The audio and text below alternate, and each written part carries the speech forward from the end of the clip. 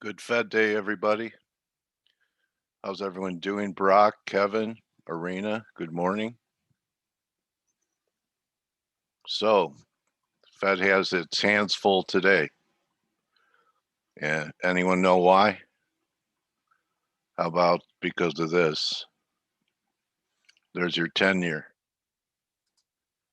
Okay. Here's your 30-year. Good morning, Alexander, Amira. Yeah, look at that. So, I mean, we're on the verge of blowing out some divergences on different time frames, almost.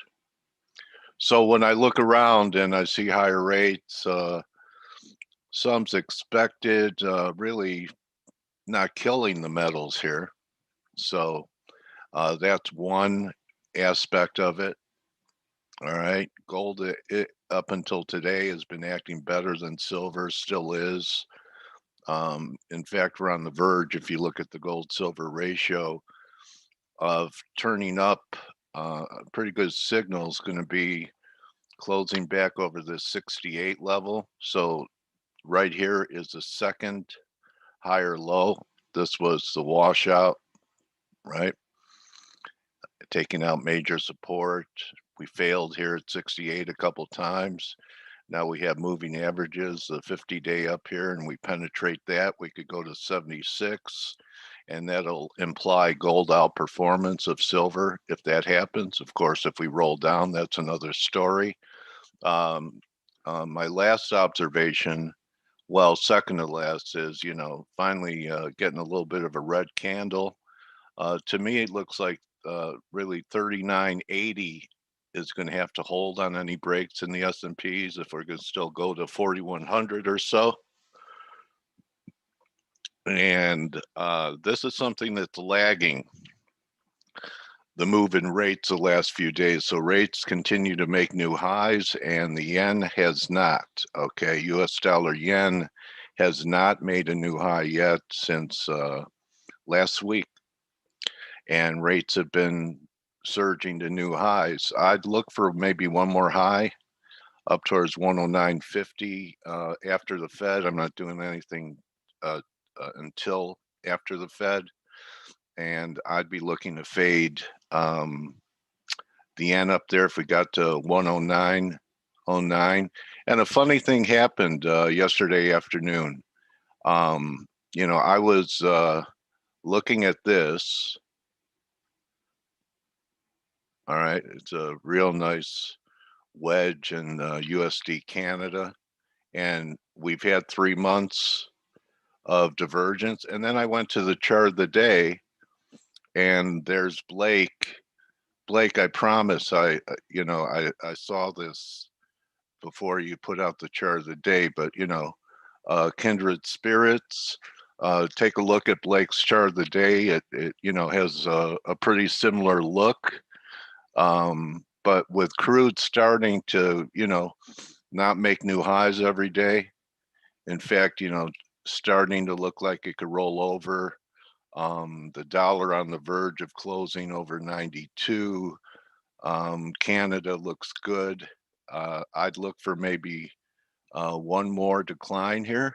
This looks like I almost bought it yesterday. I figured, well, you want to buy it at 27, 24. What's the difference if you pay 40? But if you can see this, here's one, which was already diverging, and here's two, and we get one more shot down. I think it's a decent spec, on a bottom pick, you don't put a lot of leverage on, and you give it breathing room in case it takes some time to develop. But take a look at Blake's chart of the day yesterday, and I guess we both saw the same thing, Blake, in USD CAD. And I have a question for you because this always used to be hard for me, and I'm sure it's hard for our viewers, our attendees, our members. Is that I took a loss when I was positive up here, I thought we were going to end up with a breakout after that big rally that was a straight line move, and then it just gave up the ghost. And my question for you, Blake, and I think I know the answer is, earlier in my career, if I would, take a loss in a particular instrument, I would, kind of have the just, would move along and look at something else, and would have a hard time recommitting to the same trade because, I'd taken a loss in it. And instead, later on when you mature, you go, well, you know what? Sometimes you have to be the wrong way in the market and you're early. It doesn't mean that your idea was off. It was just a little bit of the timing was off. So the bigger idea, the macro idea, was still good.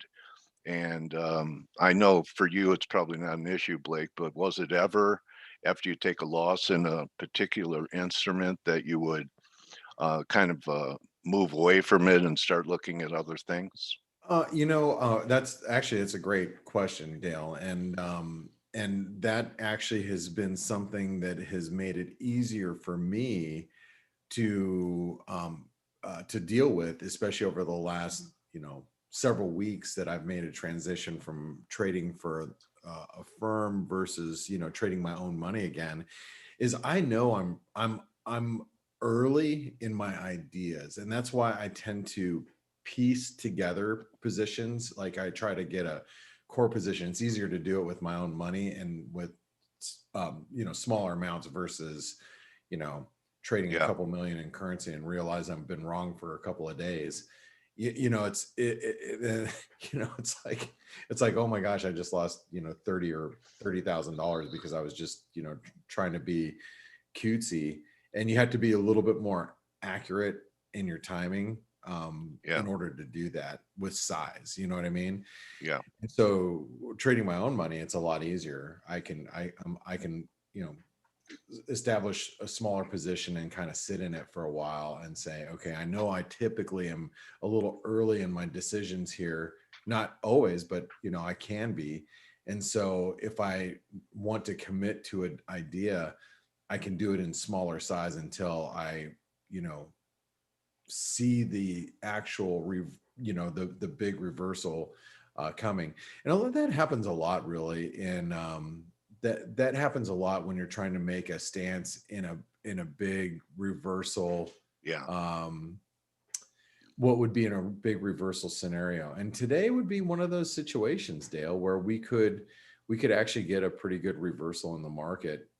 But I don't think we can really commit to it and bet on it right at this moment. Yeah, maybe after Paul and see what the action is Yeah, we across the totally have to board. wait till after Powell because there are a lot of divergences in the markets right now, Dale, and Yeah, yeah, and I'll tell you, it's very one of the things that you'll notice here, I think, in the markets is that even though we're seeing a reversal in, well, we're seeing yields really push up the market, yeah, push down the market, well, depending on what you're trading at the moment. But uh, if you're watching, yields break out and bonds and treasuries are just getting demolished, that's a that as we talked about yesterday, the bond market is making lower lows and lower highs. Yields are yeah, making higher lows and higher highs. And now that they're that bond traders are faced with the idea that the Fed is going to meet today and might actually have to be a little bit more hawkish, because like, let's think about it from a bond trader's point of view at this moment. What could stop the bond market from going down at this point? Because let's think about this. Is the Fed at this moment, are they worried about the rise in yields at this moment? Based on that interview that we had with, was it a Wall Street Journal interview, webinar, go-to meeting that Powell did? was a week and a half, 2 weeks ago. Oh yeah, during what used to be Humphrey Hawkins. Yeah, Yeah. yeah. No, it wasn't that. He had it was like a business roundtable with the Wall Street Journal or something. Anyway, Oh, okay. he wasn't concerned with the rise in yields, and the stock market actually came under pressure that day, right? Yeah, Um, so I don't know if he's going to voice any concerns about the rise in yields.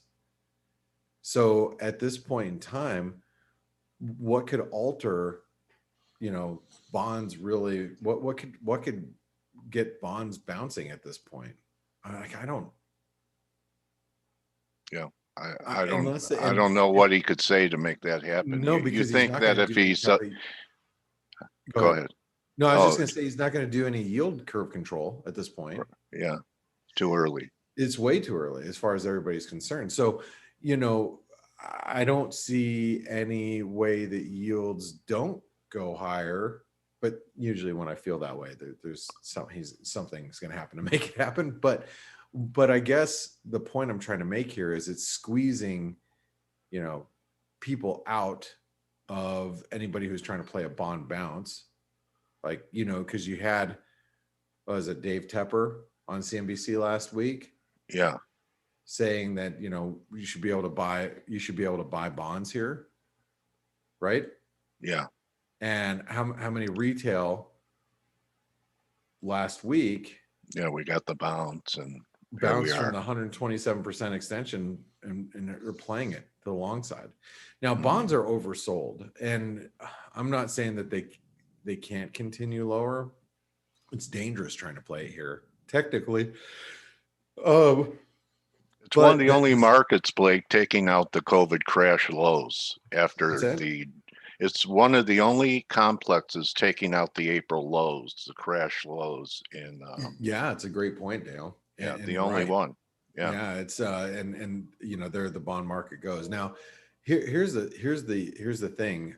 The dollar's not convinced with the bond market move. I mean, the dollars, you can see the dollars actually responding a little bit, where we're seeing, as you would expect, the commodity currencies are getting hit a little bit worse. But I mean, you look at the Aussie. I mean, we were lower last week. We slid down towards yesterday's support right at 77 cents, right? yeah. Sideways for Yesterday, a week. yeah, you look at the bias chart that this is from yesterday that we put together. 77 cents as being support. Yeah, Yeah, I mean, here we are just on support, and it's not like we're seeing a big move. Even the yield sensitive currencies like the dollar Swiss, I mean, yeah, it's higher, but it's not higher. I mean, dollar yen is firmed up right up against really key resistance. As you guys know, if you read the edge chart of the edge chart of the day, or our blog, I mean, we're brushing up against a multi-year trend line here. It's going to take the FOMC to break this one out in all actuality. But I think at this point, the market is getting a little nervous that you know the Fed chairman may not express a lot of concerns about the about yields. And one of the things that I think we have to be a little bit worried about is if he actually sounds hawkish, right? And this yeah, is where the counterintuitive conventional wisdom, kind of, you have to throw it out the window today, is if the Fed chairman actually sounds hawkish, that's bearish for equities and it's bullish for the dollar, because you have to imagine that if he sounds more hawkish than the market, the market expects, what's the market expecting, Dale? They're expecting him to say, he's going to keep yeah, rates low forever, and it's yeah. the same Same. old, Yeah, you right? put And it on a tape recorder.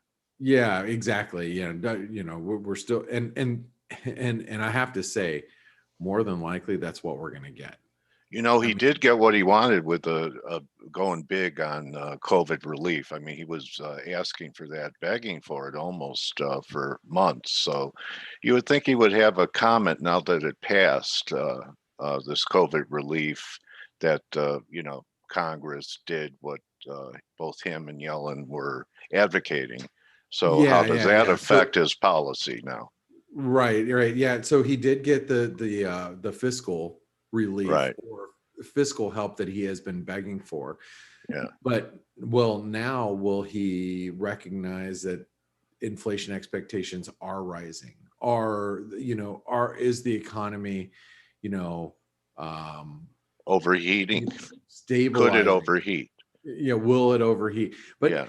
if he sounds just a smidge more hawkish, that's when you're going to start to see the market anticipate that they will start to respond to yields in the coming months, Yeah. and the response to yields will come in. It's going to come in one of two flavors, and this is where your camp might differ from somebody else's camp, and this is what makes a market, is that you know one of two things are going to happen. The Fed is going to start tapering at some point and suggesting that they're going to taper as yields continue to go higher. So the market starts forcing the hand of the Fed in a way, or we're one step closer to some sort of yield curve control as they try to suppress the long end of the bond market. And the Yeah. day that we get that, Yeah. you just sell dollars. That's I don't it. know if you listened to the interview with Mark yesterday, Blake, but his candidates for the first countries to begin to taper, do less QE, are Norway and Canada. Yeah, and I mean, if you look at like the Canadian employment that happened this last weekend, that would be I could see his reasoning there, and Stelios would give you every reason in the book for Norway to be the first to normalize. And Stelios didn't Norway raise rates when everybody else was cutting? Yep, I think they did it twice as well, if I recall. Yeah. Two or 3 years But ago. what's that? 2 or 3 years ago, they raised twice. Yeah. Yeah, yeah, and I mean that could happen again. But U.S. dollar, Norwegian krona is actually holding up relatively well in the face of everything. And I mean, if you're looking at the, just from the beginning of 2021, and look at how it's held up in the face of stronger crude oil and stronger equity markets globally, as the DAX hits all-time highs, the S&P, the NASDAQ. It's surprising that the US dollar Norwegian krona is not below 8 right now, isn't it? Yep, that's Nice space. one of the main reasons why I cut all my exposure to it, and I want to add at higher levels. Yeah. So I'm actually hoping that we will see the US dollar Norwegian krona scream up towards 9, somewhere up here, because this is going to be the 38% retracement. You can see. Ooh, I didn't want to move that. Actually, I'm going to grab the wrong thing here. I wanted to grab the blue line. Let's see. Yeah, right there. Oh yeah, Gross said that the Fed is engaging in another version of Operation Twist, which he's going to bring in Chubby Checker. I don't know if you guys remember. He invented the twist, Chubby Yes. Checker. All right, that's Operation Twist to me, buddy. All right. Well, I'd need a back operation if I tried it. Anyway, so. Well, today's going to be an exciting day with the Fed. I think we have we're going to have a lot to unpack, but I think that and you guys might have seen it earlier, but I'm going to put this up here because I've made a stink about it the last couple of days, even with the with the daily roundup, our webinar for Forex Analytics subscribers. That and I've talked kind of ad nauseum about Bitcoin, and I'm going to say it again.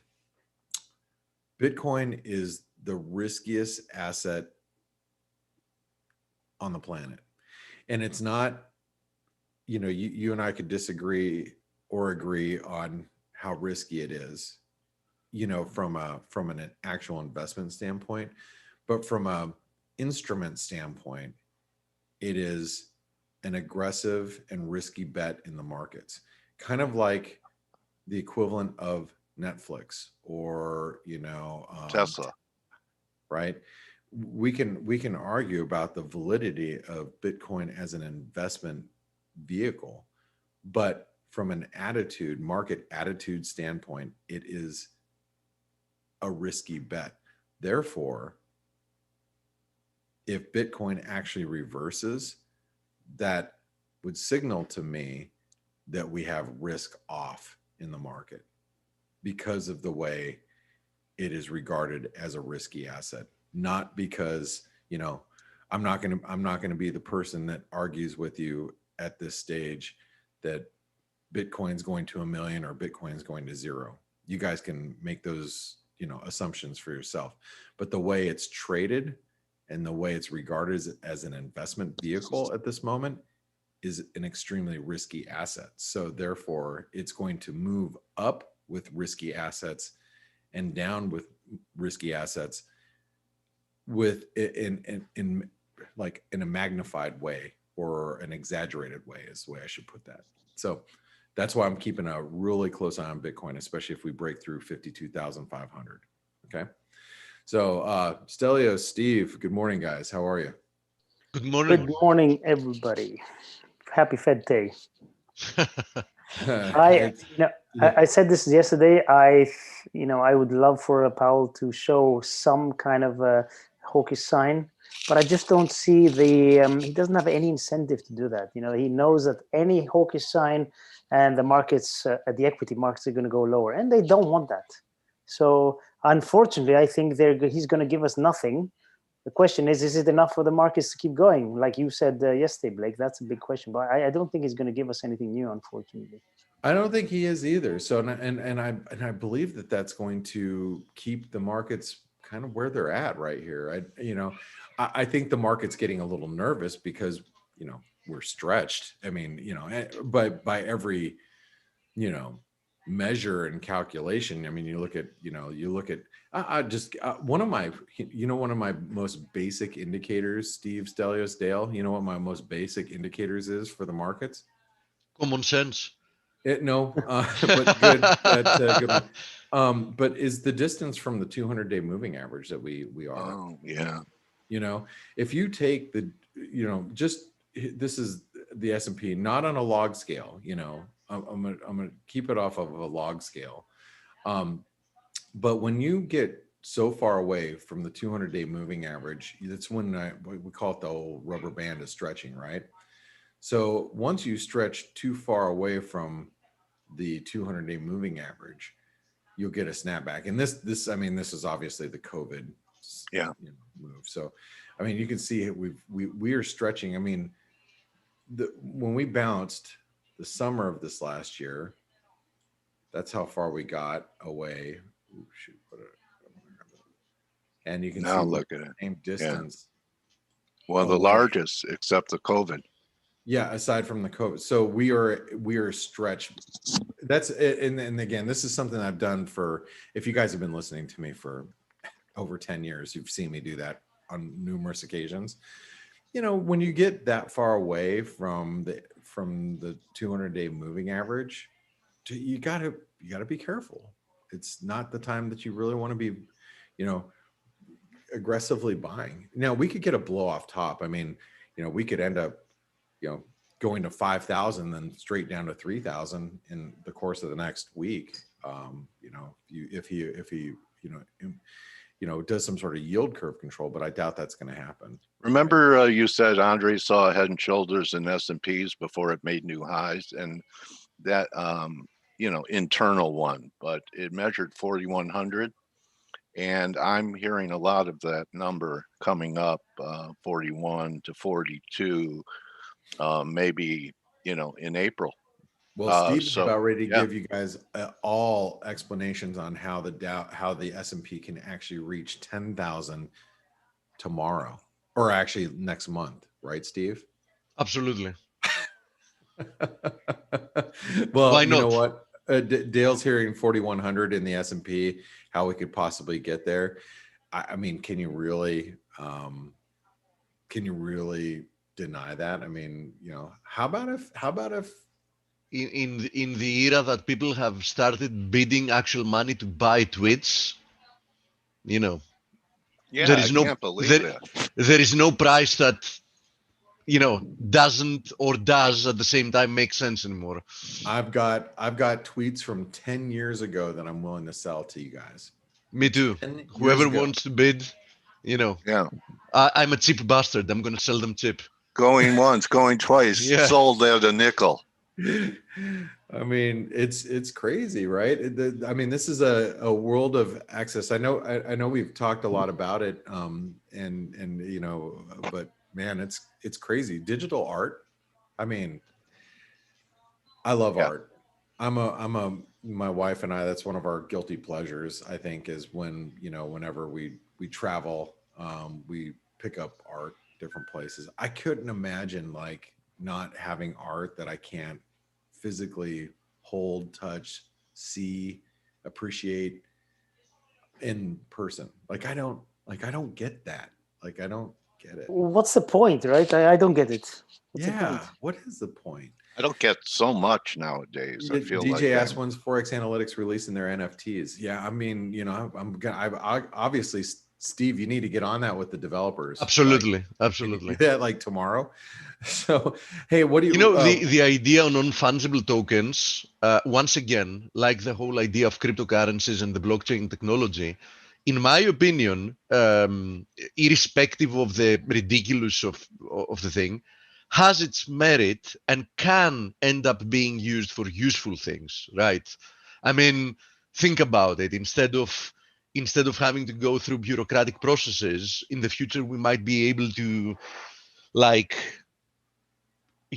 put in a non-fungible token your house. So instead of having to go through like the bureaucracy of selling it, you can sell it via a non-fungible token, right? But the idea that stuff that have no collector's value, like a simple picture or whatever, can have like future value, it's so ridiculous. But it shows in what part in what stage of the overall mania we're currently in. Right, exactly.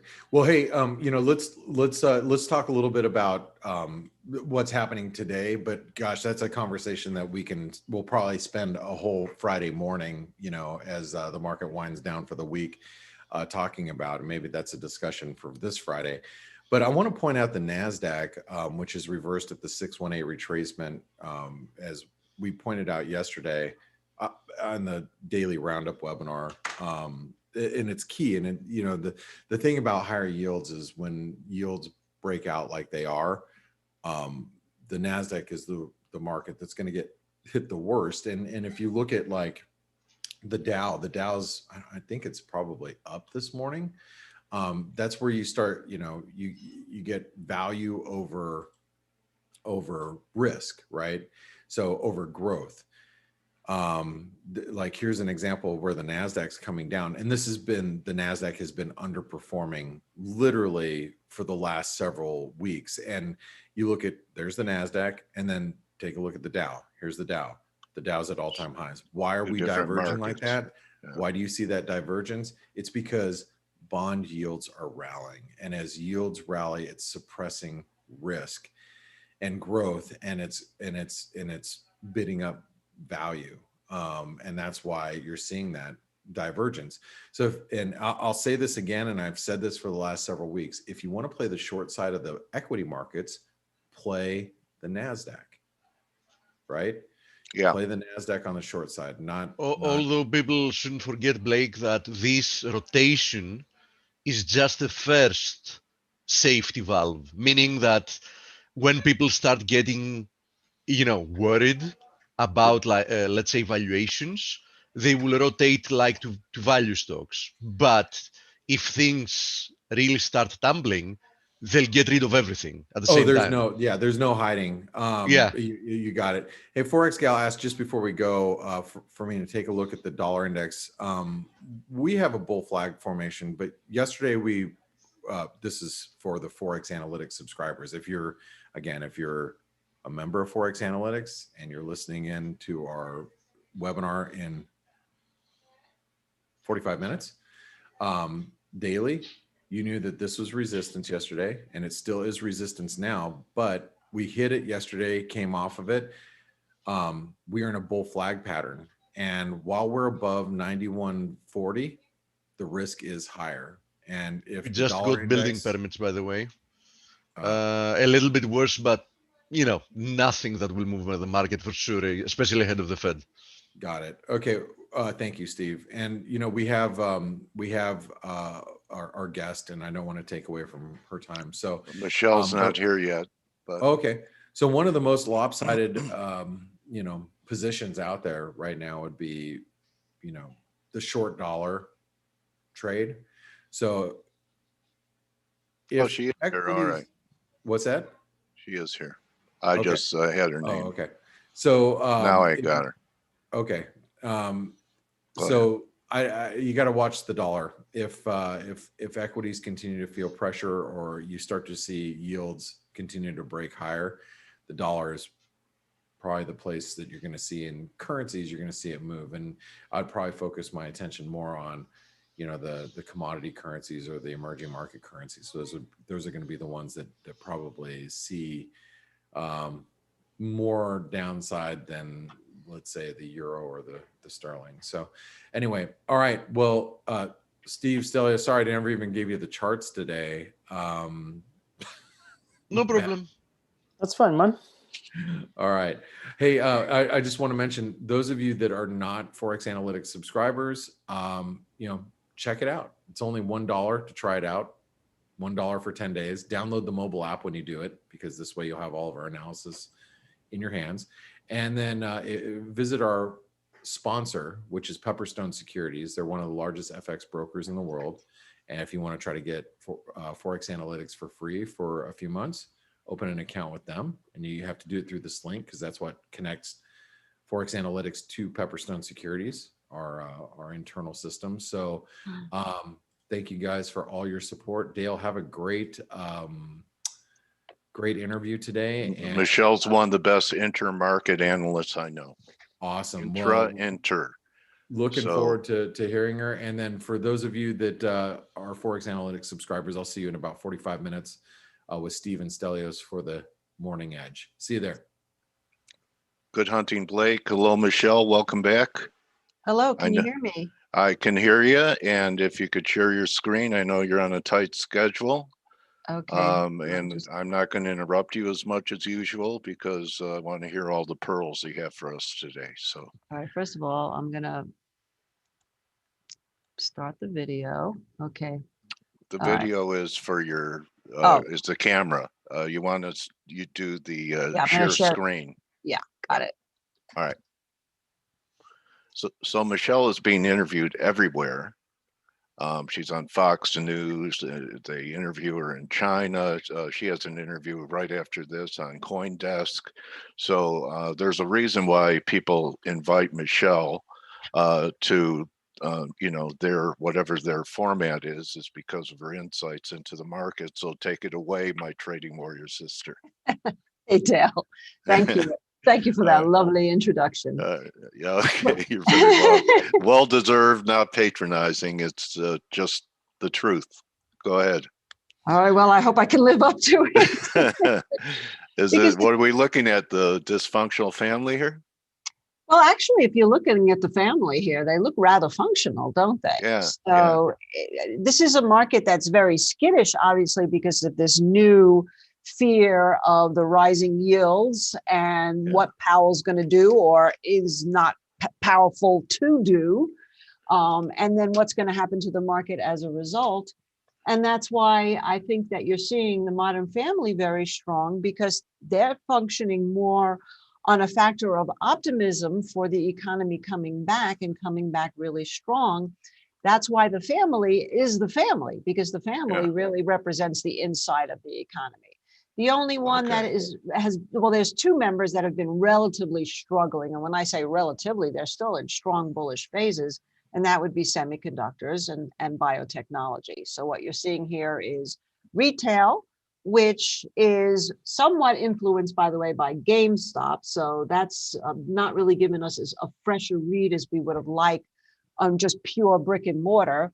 But nonetheless, you can see right here that it's really inside last week at the upper end at this point. Doesn't really get dicey unless it starts to break down under last week's low, which I can barely see here against this black screen. Let me It's like see. 76.80 about Yeah, there, Michelle. 76.80. So right now we're trading at 91.55, and XRT looks like it's coming in.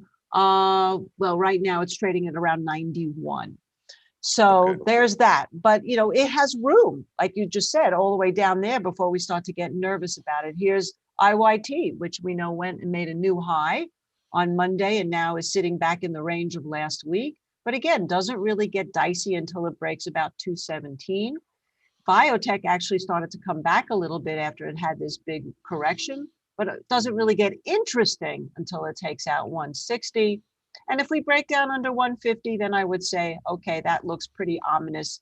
These 50-day moving averages here coming in could be the key support.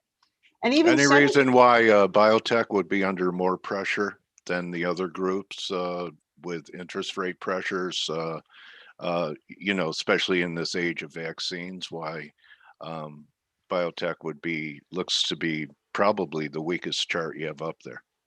Right. Well, I think a lot of it has to do with the fact that all of the news about the vaccines were sort of in the market. Yesterday, Moderna actually went up. But these companies like Johnson and Johnson and Pfizer and even Moderna, even though it had a bit of a pop yesterday, that's like yesterday's news. So then you have these incredible fluctuations among some of the other drug companies. Successful trial for something, and you see a particular drug company go up 70%, let's say overnight. And are vice you, versa. Michelle, are you going to get the vaccine? Are you going to accept the vaccine? I'm on the waiting list. New Mexico has given out a lot, but Keith and I are both on the waiting list, and we haven't heard anything yet. But yes, I will, for the very simple reason is I want to travel. Okay. Yeah, a lot of people feel that way. That's the only reason. Okay. Yeah. All right. Okay. Because I mean, we're not there yet, but you think it's going to probably go that way to get on an airplane, especially internationally. You'll need like a vaccine passport, right? Exactly. And international is not even what I'm thinking about. I just like to get to New York to see my mother, who I haven't seen in a really long time. Oh, gosh. Okay. I hope they move you up on the list, and I'm going to call New Mexico after the close today. All right, Michelle. So getting back here, so just really, if we just I mean, the semiconductors also have struggled. So interesting about the semiconductors because there is actually a legitimate chip shortage from Taiwan because of environmental conditions, drought, like they haven't seen in decades, since they are the major makers of chips. That's part of the drought situation. There's been some. Why would a drought cause a shortage? What's the They use input? water. They use water. Oh, okay. Yeah, they use water to actually make the chips. And what's also interesting is that New Mexico and Arizona in the United States are two states that are high up in terms of chip makers, and they're two of the least water states around. So I thought that was kind of bizarre. Yeah, I mean, it's such a turnaround from, you know, the normal narrative in chips is that it's been commoditized and there's billions of them. And boy, have things changed in a year. Right. But now what happens is you have innovative technology that other companies are trying to come out with as a result. Like, for example, NVIDIA is trying to create chips through other types of mining, cryptocurrency mining. For its gaming part of its business. So there'll be companies who will try to work around, but right now this is something to keep an eye on, although we're not seeing it really in terms of new highs. It's not going parabolic or anything, but it's certainly something to be aware of. And of course, it may not even be bullish for the companies ultimately, because if they have to raise prices because of a shortage. So that's something else to be looking out. Like, for example, people have said to me, oh, with all this food inflation, is it a good time to buy General Mills? And no, not really. I mean, General Mills as a stock has done okay because of the overall market, but if food prices have to go up, and there goes their margin. Exactly. So it's always something to be aware of. You know, I know you're on a tight schedule, and I want to acknowledge it. You're one of the first guests that came in, you know, a couple of years ago talking about commodity inflation featuring sugar. before anyone, before the big move in silver and everything, you were bullish commodities. We've had a tremendous run, and I just want to validate that you were one of the first ones to come in and were ahead of the curve about commodity inflation, bull markets happening there. Do you want to give us an update on those Sure, before let's you take a look. go? Absolutely. Well, I just want to mention something here about transportation Okay. and banks, because Okay. you can see transportation went on so far early in the week to make a new high, and now obviously has come off with the rest of the market. But if you want to understand what's happening here, people cannot be calling a top at these levels. The only thing that's really looking ominous, of course, all is tied to the rates and the junk bonds, which right now have broken down. Let's show you what that looks like, because this is really what helped me determine that the market was going to crash last year before the COVID news really hit the market, was that these junk bonds, which had been what I call the Fed playground, were actually starting to sell off along with the high corporate grade bonds before the market did. And now you can see this is starting to get hit again a little bit, Yeah. but on a longer term chart, we're here above the 200-week moving average. It never was able to clear, this is the monthly chart, was never Right. able to clear the 80 months. So we haven't had any major reversal in terms of a long-term reversal of trend. But on Wow. a shorter term, on a 50-week, excuse me, a 200-week moving average, we're still doing okay. So this is what I would watch here. While the market is still holding up near highs, if this holds up, if the bond buying program comes in strong, then I would say that right now the market still looks really healthy. If this Yes. breaks down, and I like to Yeah. really bring it down to one instrument because it makes it so much more sensical, is Yeah. that if this Yeah. breaks down, I think it would be really hard to support these high prices that we've Like seen. under 107 for that junk. What's the symbol? Exactly. JNK? J and Okay. K, 107. Yeah, All really, right. 107. Maybe you could answer this question, Michelle. And I know that, now I know because you've showed me, but Treasuries led the way down, right? And you and I were trained that Treasuries compared to corporate and junk were the flight to quality. So can you explain why the quality has been the one um, bond market that has taken out the COVID low, the April low, the 30-year and 10-year have done that, while these are just starting to roll over? Why the extreme weakness in treasuries compared to junk and corporate? Because of the yields. Well, you're talking about like the high grade bonds, or you're talking about the actual interest I'm rates? talking about treasuries like the 30-year bond and Oh, you're like the TLTs? yeah, I mean, they took Well, out this is because April of the, lows. yeah, because of inflation fears. This is Okay. all reflecting the inflation fears right here. And Okay. which is so funny in a sense. It's so funny to me because you just mentioned, I've been talking Yeah. about the potential for inflation for over a year now, since really I started December 2019, focused on the sugar market in particular. Yeah. But not just the sugar market. I said this was going to be a food-driven inflationary environment.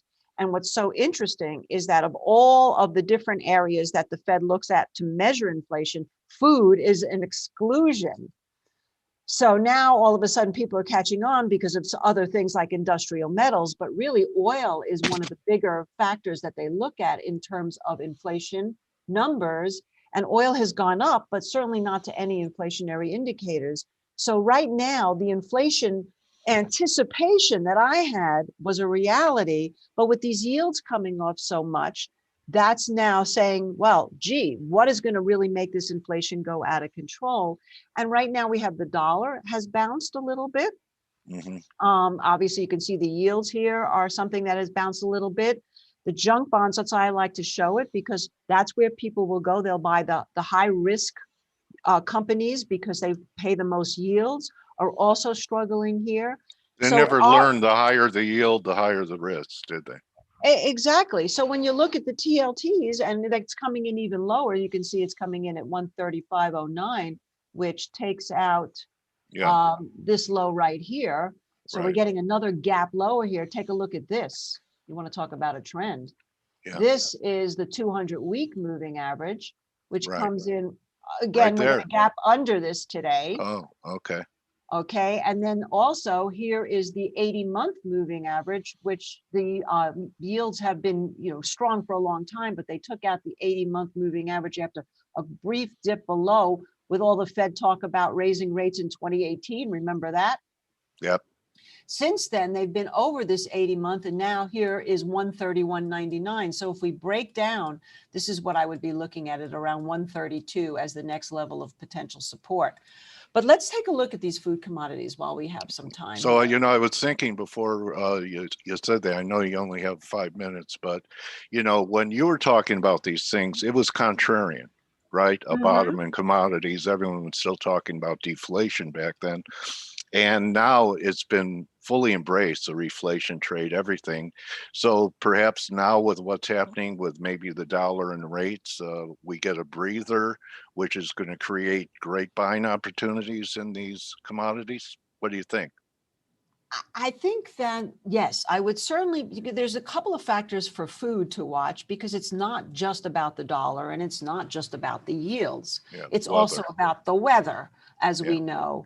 And so when you're taking a look at sugar right here, sugar is somewhat tied to oil as well, but sugar started making a move higher long before oil did. You can see that we started buying sugar here. We got out, obviously, and we've been long now sugar really pretty much since November. Well, it started in July. We added more in November. And now we've already taken some profits. But if you look at this trend here, this is why I love these 80-month moving averages. So I saw the move up to the 80-month moving average. But as much as I have been bullish on the inflation theory, I have to say we've run into some pretty serious resistance here.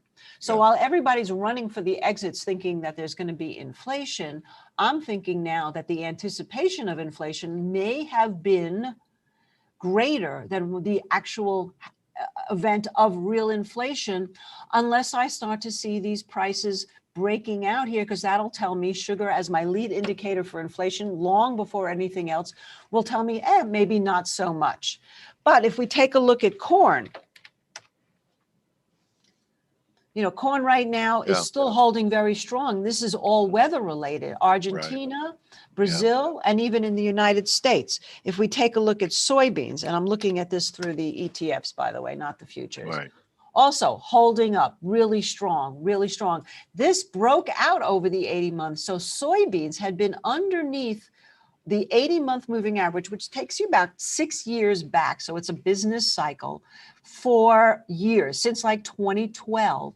That's a huge reversal. So this food-related inflation is what I'm still keeping an eye on, unless, of course, environmental conditions change. But there's been food hoarding. There's been supply chain disruption. There's been environmental conditions with drought. And then on top of that, you have the situation here where in the United States, there's been some weather problems too, and we're not even in the drought period yet for the United States. So this is something. So if you look at gold, of course, you say what inflation? Well, although gold is now looks like maybe it's bottom, we actually are long a little bit of GDX. We actually got in 32. down here because the risk was so tight. We've already taken a little bit of profit, and we've bought some silver, which we've been in and out of for quite some time. We just got back into it at a little bit higher level, not much. We're long at 24.30. It's trading, it's coming in 24.10 and 11. But this too, we're really keeping an eye on here to hold up. If the metals start to move up, then maybe I would be more convinced about the inflation theory than just the food. And also, like I said, if we get back to the TLTs, this fear of inflation that's showing up in the yields is interesting, because I cannot wait to see what Powell does today. He may have nothing to say about Operation Twist, but that would be a real sigh of a relief for the market here right now. Yeah, so Chubby Checker is going to be with him on stage. Exactly. I knew you'd remember. And anyway, I know you're running on a tight schedule. I want people to know, besides how to follow you on Twitter at Market Minute, how they can get to your website and follow your great work, Michelle. Well, thank you. Market Gauge is our website. We do write a blog every day called Mish's Market Minute Daily, which is posted on Twitter at Market Minute. Market Gauge is the website. I don't know if I said Market Minute or not. It's still early. You said Um, Market. I said did. Market Gauge. Okay, good. Yeah. At Market Minute on Twitter, and I'm on Instagram. I do morning stories on Instagram where I talk a little bit about the market, and I often give a tip, a trade, which so far has worked out really well. So if you can go to Instagram as well, and that's Mish Schneider there. Okay. My trading warrior sister, and I kept you on schedule. And Yes, thank you. I really appreciate you being here. I'll get a hold of you to set up the next cycle. Good hunting, Michelle. And I Thank hope you you. get your vaccine and you're able to embrace your mom. Again, I know, you know, that's really the toughest part of this whole thing because, you know, love always wins, Michelle. It's not about money. Love always wins. So Absolutely. thank you so much for giving us some of your time and your interesting views on the markets today, my friend. Thank you, Dale, very, very much. Okay. Thank you, Michelle. Everyone, that's it. That's a wrap for us today. Good hunting. We'll see everyone tomorrow. Remember, don't just count your commodities, your bushels, your bonds, count your blessings, and that'll be a wrap. Thank you. You're very welcome, Brock. People are thanking you, Michelle. Thank Adios. you. Yeah, adios, everyone.